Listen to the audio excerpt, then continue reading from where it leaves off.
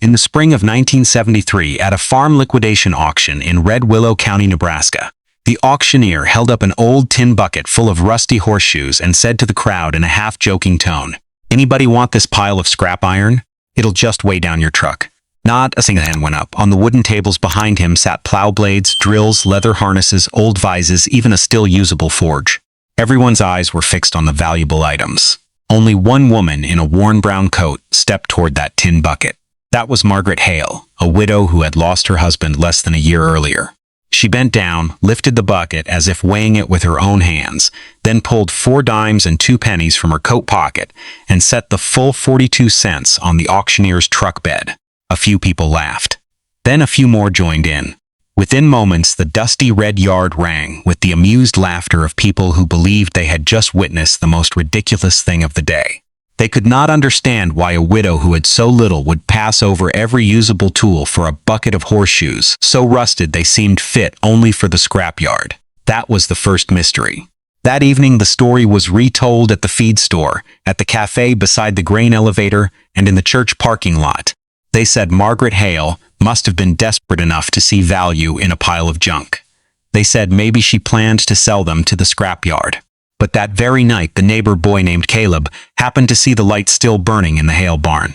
Instead of stacking the horseshoes onto a truck to sell, Margaret sat beside the old water trough, carefully washing each one. She scrubbed away the mud and dirt with a steel brush, dried them with a rag, and set them in neat rows on the long wooden table. Then she took a short pencil and marked a small number on each horseshoe with white paint. That was the second mystery. Nobody numbers scrap iron before selling it.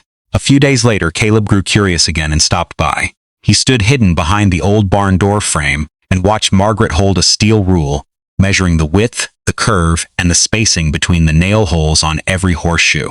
After each measurement, she bent and wrote carefully in a faded notebook, turned the page, and continued with the next one. She spoke to no one, offered no explanation, did not answer the teasing calls from the dirt road in front of the gate. She only watched, measured, recorded, sorted each one into different wooden buckets, as if they belonged to completely different groups. That was the third mystery, and the first thing that made Caleb realize the widow was not collecting horseshoes at random. She was looking for something no one else could see. The people of Red Willow County kept laughing whenever they mentioned that 42-cent tin bucket. They laughed for years, believing they had understood the whole story from the very first day. But they were wrong. They laughed for 11 years. And then, after the spring storm of 1984, no one laughed anymore. After that auction, the people of Red Willow County continued telling the story of the widow who bought a bucket of rusty horseshoes as a joke whenever they met at the feed store or the cafe at the edge of town. But Margaret Hale never explained. By day, she worked the fields as usual. In the afternoon, when the light softened, she stepped into the small workshop behind the barn, a place that had remained almost unchanged since the day Thomas Hale died. Thomas had never been a famous blacksmith. He had no sign, never opened a forge for the whole region. He was simply a farmer who always chose to repair rather than buy new. While others calculated how much faster it would be to buy something new, Thomas always asked what else the old thing could still do. He fixed hinges, welded wagon frames, took apart broken tools to keep every usable bolt. To him, a thing only truly lost its value when people stopped trying to understand it. Margaret once asked why he spent hours saving a piece of old steel. Thomas did not lecture. He simply set a worn horseshoe on the bench and said, "The strongest steel isn't the one you buy. It's the one you understand." At the time, Margaret thought he was talking about repair work. Years later, she understood he was talking about a way of seeing the world. Thomas never taught her how to make anything. He only taught her to observe before acting. Every time he reshod a horse, he always held the old shoe for a long time. He checked the wear at the heel, looked at the cracks around the nail holes, ran his finger along the curve, then tapped the steel lightly to hear the sound. Some shoes looked almost identical, yet he placed them in 2 different piles. When Margaret asked why, he only smiled. Steel always leaves a story. Then he went back to work, leaving her to find the answer herself.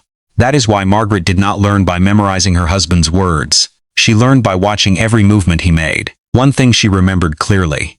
After years of work, Thomas almost never kept the shoes cracked at the front curve, but he carefully saved those worn evenly on both sides.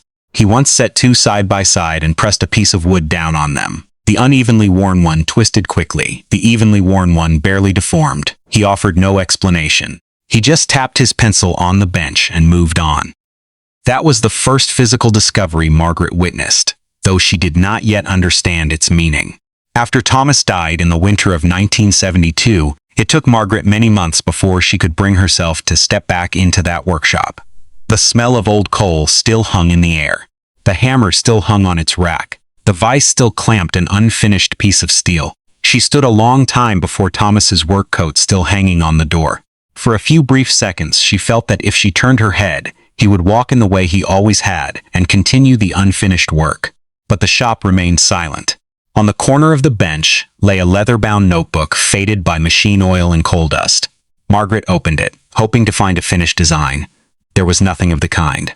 Only columns of measurements, short notes, unfinished questions, and countless comments written densely along the margins. Some pages held only a single number. Some held only a few curves and arrows. She read every page, then read them again. One English sentence appeared again and again in many places, sometimes circled, sometimes written very small in the margin. Load spreads through curves. Margaret did not understand. She closed the notebook and opened it once more. This time she brought a horseshoe in from the bucket outside the barn and laid it exactly on the drawing in the book. Its curve matched almost perfectly the line Thomas had drawn years before. She stared a long time, then quietly took a pencil and added a single line beneath her husband's words. Why? In that moment, the viewer began to understand that the secret had never been in the rusty horseshoes. The secret was in their shape. And Margaret had just realized that Thomas's notebook was not a work diary. It was the beginning of something he had never had time to finish. After reading Thomas's notebook over and over, Margaret did not rush into making anything. She began doing what her husband had always done before repairing an object: observe more than act. In the months that followed, her old pickup appeared at almost every liquidation auction, closed farm sale, and estate sale within nearly 100 miles of Red Willow County. People gradually grew used to the sight of the widow, who always walked straight to the scrap iron barrels before looking at anything else. But one thing no one noticed. Margaret never bought every horseshoe. She picked each one up, turned it in the light, ran her finger along the curve, looked at the forge mark on the heel, then set most of them down. Only a few went into the burlap sack she carried. Those watching thought she was bargaining for a lower price. In reality, she was selecting. That was the first discovery. Not every horseshoe had the same value. Back home, Margaret set each one on the workbench and opened Thomas's notebook. She created new columns that had never existed before. Width, radius of the curve, thickness of the steel, spacing between the nail holes, identifying marks of each forge. She recorded where she found them and, if she could remember, which horse had once worn them.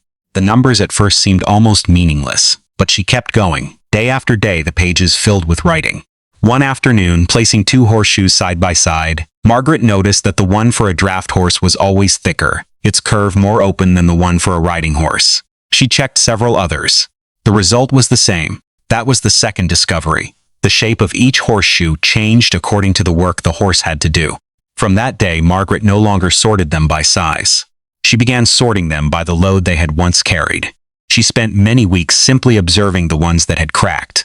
The strange thing was that most of the breaks appeared on those with uneven curves or that had been reforged many times. In contrast, the ones that had followed grain wagons weighing thousands of pounds usually wore down gradually and very rarely broke completely. Margaret measured each one again with her rule and compared them with Thomas's old notes. For the first time, she saw a pattern beginning to emerge. It was not the type of steel that determined strength the most. It was the shape that determined how force traveled through it. She remembered the sentence repeated throughout the notebook: "Load spreads through curves." This time, she decided to test it herself. She clamped a straight steel bar and a horseshoe in the same vise, hung identical weights on each side, and watched. The straight bar began to bend at exactly one point. The horseshoe only trembled slightly before dispersing the force into both branches. Margaret recorded the result in the notebook without adding any explanation. That was the third discovery, and the most important one so far. The curve itself kept the force from concentrating at a single point. But she still did not know how to use that principle. The neighbors continued to see Margaret bringing home sack after sack of old horseshoes. They still believed she was preparing to sell scrap or make decorations. No one knew that the widow was building a library of shapes and loads right inside Thomas's old workshop. Even the viewer at this point knew only that the secret lay in the curves of the horseshoes, not yet what they would be used for. Then one early autumn morning, Margaret carried her toolbox out to the barn and stood a long time before the old double doors. She looked at each rusty iron hinge, opened the notebook one last time, then quietly removed the first hinge from the wooden frame. Only then did the viewer understand that all the observing of the past months had not been the destination. It had only been preparation for a much larger work that was beginning. Margaret did not begin by closing the barn door again. She began by taking it apart. For nearly 2 weeks, every old hinge, every latch, every rusty steel brace was laid on the wooden workbench in the shop. She kept nothing simply because it was still usable. If Thomas had taught her anything, it was to understand the principle before deciding to keep or discard a thing. Every morning Margaret lit the forge very early. The fire burned evenly, not too high. She set each horseshoe selected over the previous months onto the hot coals, waited until the steel turned orange-red, then brought it to the anvil. The sound of the hammer rang steadily across the yard, slow but precise. People passing by saw only a widow pounding on pieces of scrap iron. They did not know that every blow was trying to preserve the very curve Thomas had observed for so many years. Margaret did not try to turn the horseshoes into straight bars of steel. On the contrary, she kept their curves almost intact. After dozens of trials, she began to understand what Thomas's notebook had always been pointing toward. Strength did not lie in the amount of steel. Strength lay in the way its shape guided force in many different directions. The curve did not resist the load. It kept the load from concentrating at a single point. That was the principle. Once she understood it, Margaret began building an entirely new system of connections for the livestock barn. The horseshoes became hinges for the big doors. 2 joined symmetrically formed joints at the load-bearing corners. Smaller ones were welded into latches. Others were joined with old steel bars to make diagonal braces that stabilized the door frames. No 2 parts were alike. Each was reshaped according to the exact place where it would work. Thomas's notebook grew thicker with Margaret's new notes. Some pages held only a very short sentence, curve unchanged. Some held only arrows showing the direction of force through each joint. After nearly 2 months of work, the first barn door was finished. The neighbor named Walter Brooks stood by the fence watching Margaret install those strange hinges and shook his head. He said she had wasted hundreds of hours making something the lumberyard in town sold ready-made for a few dollars. Margaret only smiled. She did not argue. By early autumn, the entire system of doors and main connection points of the barn had been replaced. From the outside, almost no one noticed the difference. Only Margaret knew that beneath the old boards, dozens of horseshoes were holding every joint of the structure. Then a sudden strong wind swept across the prairie at the end of September. The gusts were strong enough to tear many gates in the area off their hinges. Walter ran over just to see how long Margaret's barn would last, but the door only shuddered a few times and stood firm. The joints moved lightly with each gust and returned to their places. No squeal of hinges, no brace warped. When the wind passed, the barn still stood exactly as before. Walter looked a long time and then slowly nodded. Word spread quickly. People began to say that maybe the widow had truly found something. Even Margaret allowed herself for the first time to believe she had solved the puzzle Thomas had left. That was the first victory, and also the most dangerous one. The next night, a heavy rain brought a sudden shift in the wind. When Margaret went out to check the barn, she immediately knew something was wrong. The main door had not broken. The horseshoe hinges were still intact, but the top edge of the door had twisted slightly. The frame had not collapsed, yet the entire load after hours of shaking had shifted onto the eastern corner post. A long crack that had never been there appeared in the post. Margaret stood a long time in the lantern light before that crack. Nature had not destroyed the horseshoes. The way she had installed them had created the problem. She brought out the notebook, compared every drawing, and began measuring the entire door frame in the night. Near dawn, Margaret finally saw her mistake. She had concentrated so hard on making every joint strong that she had forgotten what Thomas had always emphasized. Load does not disappear. It only moves from one place to another. The horseshoes had not weakened the force of the wind. They had only guided it along a different path. And she had accidentally guided the entire force into a single post. The mistake did not come from the storm. It did not come from the quality of the steel. It came from the way she had understood the principle. Margaret closed the notebook. For the first time since beginning this work, she did not feel disappointment, because at last she knew what was still wrong. She looked at the horseshoe still intact on the door and whispered to herself, "No, you were never meant to bear the load alone." In that moment, Margaret understood that she did not need stronger horseshoes. What she needed was an entirely different way for them to work together. Margaret did not sleep the night she discovered the crack in the eastern post. By sunrise, the wind had died, but she still stood before the barn door, her hand resting on the first hinge she herself had forged. It was not broken. Not a single horseshoe had cracked. The welds were still sound. What had failed was not the material. It was the way she had forced them to work. Margaret returned to the workshop, set Thomas's notebook on the bench, and opened it from the first page. This time she was not looking for answers. She was looking for what she had overlooked. She read more slowly than before, skipped the numbers, skipped the notes about dimensions, looked only at the arrows Thomas had drawn over so many years. The longer she looked, the more she realized they never ended at a single point. Every arrow always continued into another curve. No path stopped halfway. Margaret turned a few more pages, then a few more. At last, she understood why the sentence, "Load spreads through curves," was always written beside the drawings and not beside the horseshoes. Thomas had never been trying to prove that a horseshoe was a better load-bearing object than ordinary steel. He had never intended to use them to resist the wind. What he had observed for so many years was the way their curves always found another path for the force instead of letting it pile up at one point. Horseshoes were not born to carry the entire load. They were born to transfer the load to the next place. That was the difference. Margaret set her pencil down on the bench. For the first time since the day she opened Thomas's notebook, she felt she truly understood what he had been thinking. Not because she was smarter than the day before, but because she had just made the exact mistake Thomas had spent years trying to avoid. That very morning, Margaret carried all her tools out to the barn.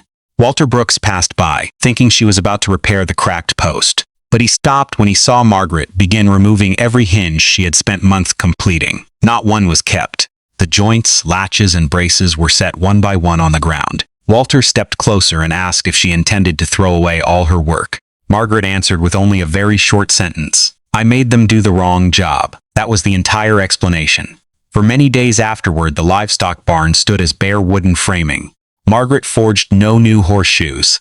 Instead, she completely changed the way they were installed. The hinges no longer carried most of the weight of the door. The steel braces took the main load. The horseshoes sat only at the connection points, where force needed to change direction before traveling to the next member.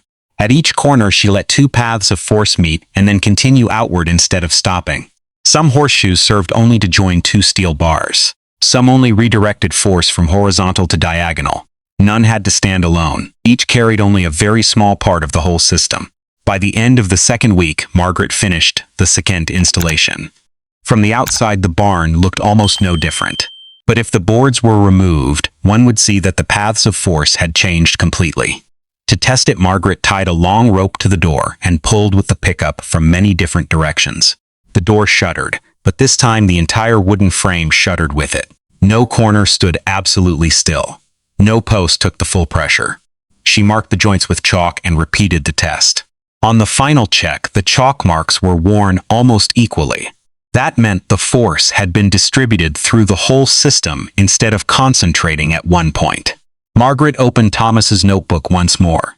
Beneath the sentence, "Load spreads through curves," she wrote the first note of her own. "Only when every curve shares the load." She closed the notebook, stepped outside, and looked at the barn in the late afternoon light. For the first time since the day Thomas died, she no longer felt she was trying to finish her husband's work. She was continuing it in a way she herself had found. And for the first time, when the door was opened and closed many times under the late-season wind, the entire frame of the barn moved as a single body. No squeal of hinges. No point shook harder than any other.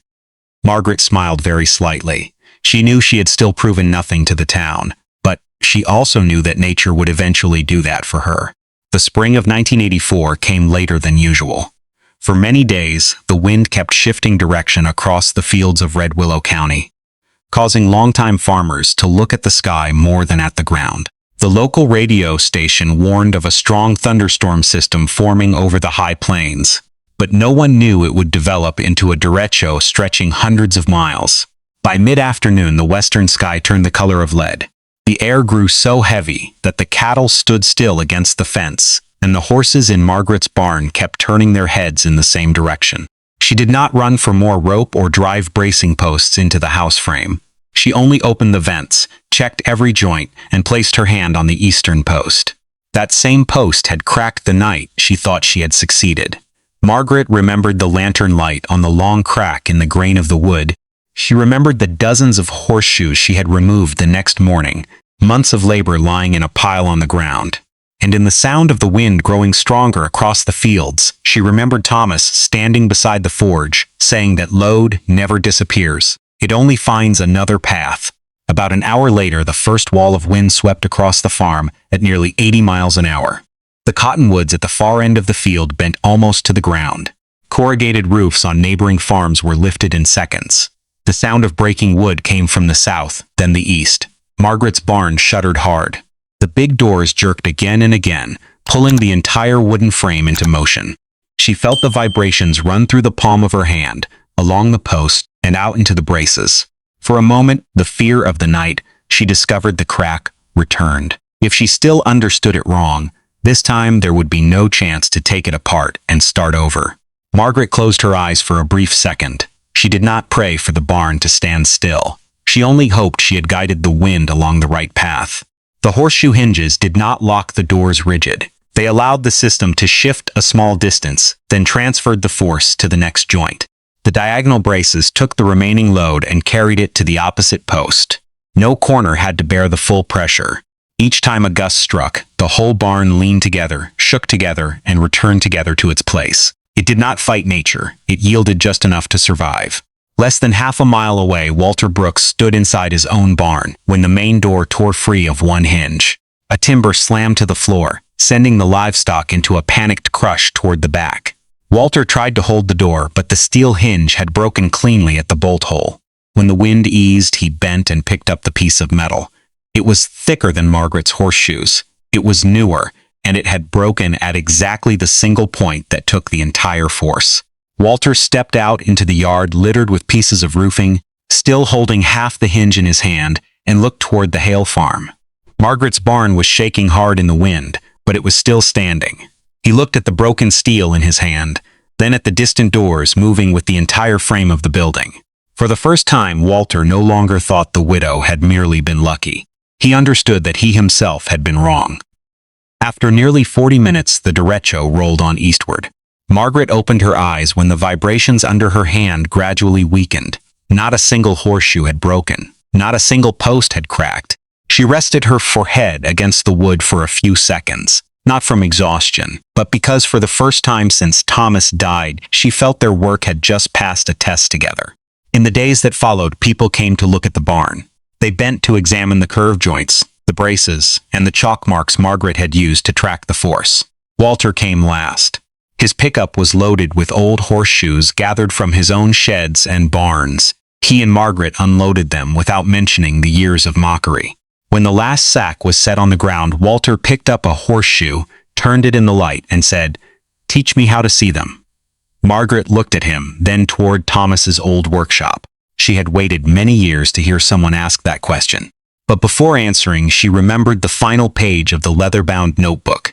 The page that held only an unfinished drawing and a question Thomas had never explained. Margaret knew the storm had proven her system worked. It still had not answered the last thing her husband had left behind. 12 years after the derecho of 1984, the workshop behind the livestock barn remained almost unchanged. The old forge still stood in the eastern corner. Thomas's vise was still bolted tight to the wooden bench. On the back wall, the horseshoes were arranged neatly in groups. Not for display, but waiting for the day they would have a new job. One early spring morning, Margaret's 13-year-old granddaughter stepped into the shop as the sun first shone through the small window. The girl looked around and stopped before the old tin bucket that had faded with time. That was the same bucket Margaret had bought for 42 cents at the auction so many years before. Margaret did not tell the story right away. She only took out a worn horseshoe, placed it in the girl's hand, and stepped back. She did not instruct how to hold a hammer, did not say where to weld, did not say what the horseshoe would become. She only smiled and asked the exact question Thomas had once asked her years before. "Where do you think the force wants to go?" The girl did not answer at once. She turned the horseshoe in the light, ran her finger along the curve, then looked out at the barn door across the yard. Margaret watched quietly, exactly as Thomas had once watched her. In that moment, she understood that what her husband had left was never a workshop or an old notebook. What he had left was a way of seeing the world. Margaret walked to the workbench and opened the leather-bound notebook one last time. On the final page, the unfinished drawing Thomas had never completed still remained. Beneath it, her own pencil line from years earlier was still clear. "Only when every curve shares the load." Margaret closed the notebook. She wrote nothing more. Not because the book was perfect, but because the rest had to be written by the hands of the next generation. And that was also the answer to what all of Red Willow County had mocked for so many years. Margaret had never needed the rusty horseshoes. What she needed was the shape that thousands of years of blacksmith's experience had gradually perfected through countless seasons, countless horses, and countless trials and corrections. That very curve had learned to guide load better than any flat steel bar a poor farmer could buy. The horseshoes were only the place where the principle was preserved. That was why she went to every auction. That was why she picked up each one, cleaned it, measured it, and stored it. And that was also why, years later, people no longer remembered the widow who had bought a bucket of scrap for 42 cents. They remembered the woman who had seen the value long before the whole town recognized it. Before leaving the shop, Margaret set the old tin bucket back in its exact place on the wooden shelf. Everything ended where everything had begun. An old bucket, a rusty horseshoe, and a question that seemed so simple. Most people collect things because they see what they are. Survivors collect them because they understand what they can become. Nature never rewards what looks strong. It rewards what carries force the right way. That is what Thomas had seen. What Margaret had taken many years to understand. And also the frontier wisdom that harsh lands always teach those patient enough to observe before they act. If you enjoyed this story, please subscribe to the channel, leave a like, and share it with someone who believes that wisdom is earned through patience, hard work, and careful observation. Thank you so much for watching, and until our next frontier story, take care of yourself, and never stop looking for the value that others walk right past.